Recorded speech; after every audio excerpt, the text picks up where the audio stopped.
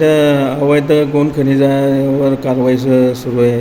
तर आता किती कारवाया झाल्या आणि त्याचं किती महसूल आपल्याला प्राप्त होऊ शकतो?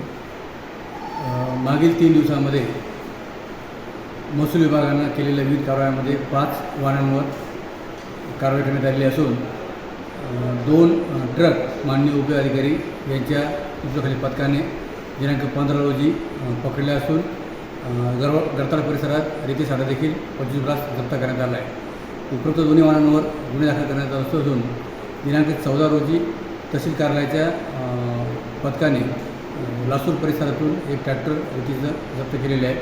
तसेच काल बाहेरच्या जिल्ह्यातून किंवा बाहेरच्या तालुक्यातून येणारे जो काही दगड आहे त्याचं देखील एक टिप्पर पकडून तहसील कार्यालयात जमा केलेले आहेत. सर्व वाहनांवर जे काही गौण खनिज आहे त्याच्या बाजारभावाच्या 5 पट दंड साधारणतः 25,000 रुपये प्रतिब्रास असा आकारण्यात येणार असून वाहनांना ट्रॅक्टरला 1 लाख व ट्रकला 2 लाख याप्रमाणे दंड आकारणी केल्यानंतरच त्याच्याकडून बॉन्ड जात घेतल्यानंतर वाहने मुक्त करण्यात येते.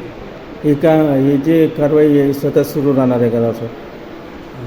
आपल्या माध्यमातून मी आपणास नमूद करतो की जवळपास या 3 महिन्यामध्ये सुमारे 18 वाहनांवर आपण कारवाई केली असून आता रेती घाट लिलावबद्ध झालेला आहे.